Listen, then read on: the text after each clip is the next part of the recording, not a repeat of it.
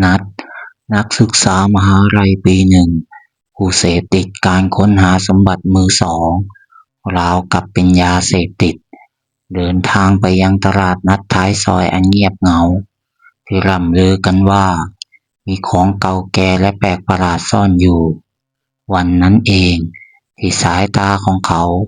ถูกตรึงไว้กับรองเท้าผ้าใบคู่เก่าสีขาวอมเหลืองราวกับมีมือที่มองไม่เห็นดึงดูดเขาเข้าไปใกล้ร่องรอยคราบสกปรกและรอยขาดวินกลับเพิ่มเสน่ห์ลึกลับให้กับมันอย่างน่าประหลาดใจนัดไม่ลังเลที่จะคว้ามันมาด้วยราคาที่ถูกจนน่าตกใจป้าสายแม่ค้าที่มีดวงตาสีขุ่น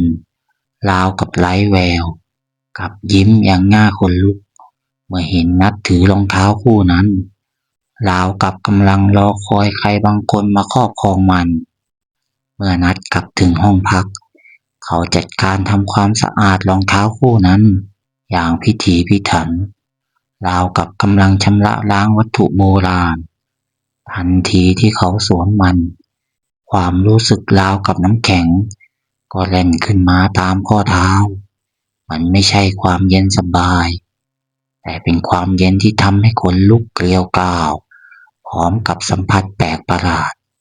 ราวกับมีใครกำลังลูบไล้ข้อเท้าของเขาอย่างแผ่วเบานัดพยายามสลัดความรู้สึกนั้นทิ้งไปแต่ความรู้สึกไม่สบายใจก็ยังตามหลอกหลอนเขาอยู่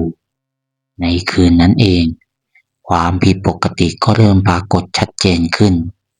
เสียงกระซิบแว่วๆที่ดังมาจากมุมห้องทั้งที่ไม่มีใครอยู่เสียงเหมือนเด็กร้องไห้เบาๆที่ดังมาจากใต้เตียงและเงาตะคุ่มที่เคลื่อนไหวอย่างรวดเร็วบริเวณปลายเท้า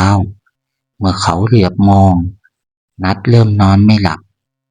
ฝันร้ายถึงเด็กผู้หญิงผมยาวใบหน้าเศร้าหมองที่จ้องมองมาที่เท้าของเขาด้วยแววตาที่เต็มไปด้วยความอาฆาตความหวาดกลัวเริ่มกัดกินจิตใจของนัดแต่ความดื้อรั้นและอยากเอาชนะก็ทำให้เขาไม่ยอมแพ้ง่ายๆเขากลับไปหาป้าสายที่ตลาดนัดนั้นอีกครั้งคราวนี้ป้าสายไม่ได้ยิ้มแต่กลับจ้องมองนัดด้วยแววตาที่เต็มไปด้วยความเวทนาและความหวาดหวั่นเธอเล่าเรื่องราวที่น่าสะพรึงกลัวกว่าเดิมเกี่ยวกับเด็กหญิงชื่อพลอยที่เสียชีวิตอย่างทรมานจากอุบัติเหตุและวิญญาณของเธอถูกกักขังอยู่ในรองเท้าคู่นั้นด้วยความแค้นที่ยังไม่ได้รับการปลดปล่อยป้าสายยังเตือนถึงเงาที่มักจะปรากฏตัวพร้อมกับวิญญาณของพลอยมันเป็นพลังงานด้านมืดที่พร้อมจะกลืนกินทุกสิ่งทุกอย่างที่เข้าใกล้รองเท้านัดไม่เชื่อทั้งหมดแต่เหตุการณ์ประหลาดที่เกิดขึ้นกับตัวเองก็ทำให้เขาเริ่มหวั่นไหวเขาตัดสินใจไปปรึกษาเรื่องนี้กับอาจารย์สมชายอาจารย์ที่ขึ้นชื่อเรื่องความรู้เกี่ยวกับสิ่งลี้ลับอาจารย์สมชายเมื่อได้ฟังเรื่องราวของเขาและเห็นรองเท้าคู่นั้นก็มีสีหน้าเคร่งเครียดอย่างที่ไม่เคยเป็นมาก่อนท่านเล่าว่ารองเท้าคู่นี้อาจจะถูกผูกหรือสะกดวิญญาณไว้ด้วยพิธีกรรมบางอย่างทำให้วิญญาณไม่สามารถไปสู่สุคติได้และความแค้นก็จะทวีความรุนแรงขึ้นเรื่อยๆคืนหนึ่ง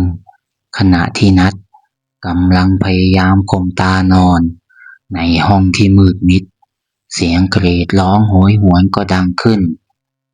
จากรองเท้าผ้าใบที่วางอยู่ปลายเตียงเงาตะคุ่มปรากฏตัวชัดเจนขึ้นเรื่อยๆมันมีรูปร่างคล้ายเด็กผู้หญิงผมยาวเสื้อผ้ามอมแมมเนื้อตัวเปื้อนไปด้วยเลือดดวงตาของเธอเป็นสีแดงกำ่ำจ้องมองมาที่นัดอย่างอาฆาตนัด รู้สึกเหมือนถูกตึงไว้กับเตียงขยับตัวไม่ได้แม้แต่น้อยความเย็นเยือกได้แผ่ซ่านไปทั่วทั้งห้องกลิ่นเหม็นคาวคล้ายเลือดคะคุ้งไปทั่วห้องนัดไม่สามารถข่มตานอนหลับได้จนต้องโทรหาอาจารย์และขอนอนพักกับอาจารย์1 คืนหลังจากนั้นนัดและอาจารย์ตัดสินใจที่จะเผชิญหน้ากับวิญญาณของน้องพลอยและเงาปริศนานั้นพวกเขาศึกษาตำราโบราณและปรึกษาผู้ที่มีความรู้ด้านไสยศาสตร์เพื่อหาวิธีปลดปล่อยดวงวิญญาณและขับไล่พลังงานที่มืดมิดนั้นอาจารย์สมชายเตือนนัดว่าการเผชิญหน้าครั้งนี้อาจเป็นอันตรายถึงชีวิต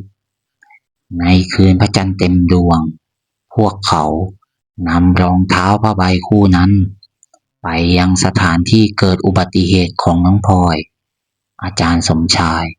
เริ่มทำพิธีกรรมสวดบทสวดมนต์โบราณและจุดเครื่องรางศักดิ์สิทธิ์บรรยากาศรอบข้างเริ่มเย็นเยือกลมพัดแรงอย่างน่าประหลาดใจเสียงกรีดร้องแหลมสูงดังมาจากรองเท้าผ้าใบเงาปริศนาปรากฏตัวชัดเจนขึ้นเรื่อยๆมันมีรูปร่างสูงใหญ่หน้าตาบิดเบี้ยวและแผ่รังสีอำมหิตออกมาวิญญาณของน้องพลอยปรากฏตัวในสภาพที่น่าเวทนาใบหน้าเต็มไปด้วยร่องรอยบาดแผลดวงตาแดงก่ำจ้องมองมาที่นัดด้วยความแค้นเธอพยายามเข้าทำร้ายนัดแต่ถูกพลังจากเครื่องรางของอาจารย์สมชายสกัดกั้นเอาไว้เงาปริศนาดำคำรามอย่างเกี้ยวกาดพุ่งเข้าโจมตีทั้ง2 คนอาจารย์สมชายพยายามปกป้องนัด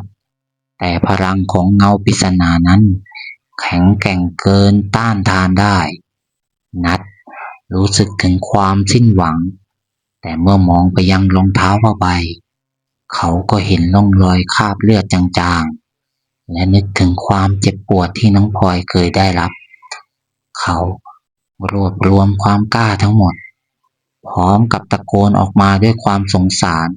และความเข้าใจว่าพลอยพี่เข้าใจเธอนะพี่เข้าใจถึงความเจ็บปวดปล่อยวางเถอะนะปล่อยวางได้แล้วคำพูดของนัทดูเหมือนจะส่งผลต่อดวงวิญญาณของพลอยแววตาที่เต็มไปด้วยความแค้นเริ่มสั่นคลอนภาพความทรงจำสุดท้ายของเธอก่อนเกิดอุบัติเหตุฉายชัดขึ้นเธอวิ่งเล่นอย่างมีความสุขก่อนที่ทุกอย่างจะดับวูบลงเงาปริศนาคำรามเสียงดังขึ้นราวกับไม่พอใจที่วิญญาณของน้องพลอยเริ่มคลายความอาฆาตอาจารย์สมชายเร่งทำพิธีกรรมต่อไปแสงสีขาวสว่างจ้าเริ่มแผ่ออกมาจากเรือนร่างพลังอันมืดมิดของเงาปริศนาเริ่มอ่อนแรงลงวิญญาณของน้องพลอยค่อยๆสงบลงร่องรอยบาดแผลบนใบหน้าเริ่มจางหายไปเธอหันมายิ้มให้กับนัดเป็นครั้งแรกรอยยิ้มที่เต็มไปด้วยความขอบคุณและความสงบในที่สุดแสงสีขาวก็กลืนกินร่างวิญญาณของน้องพลอยและเงาปริศนาจนหมดสิ้นความเงียบสงบกลับคืนมาอีกครั้งนัดและอาจารย์สมชายทรุดตัวลงด้วยความเหนื่อยล้าพวกเขารู้ว่าวิญญาณของน้องพลอยได้รับการปลดปล่อยอย่างแท้จริงแล้วพลังงานด้านมืดก็ถูกขับไล่ไปหมดสิ้นแล้วนัดได้นำรองเท้าคู่นั้นกลับไปคืนยังจุดเดิมที่เขาได้นำมันมาคือที่ร้านของป้าสายพร้อมกับบอกกับป้าสายว่ารองเท้าคู่นี้มันจะรอเจ้าของคนต่อไปเหมือนที่มันเคยรอคอยผม เรื่องราวของรองเท้าผ้าใบต้องคำสาปเป็นฝันร้ายที่เขาไม่มีวันลืมเลือนสอนให้เขาตระหนักถึงพลังงานที่ซ่อนเร้นอยู่ในวัตถุและความสำคัญของการปล่อยวางเพื่อก้าวไปข้างหน้าแม้ในความมืดมิดที่สุดก็ยังมีแสงแห่งความหวังและการปลดปล่อยรอคอยอยู่เสมอ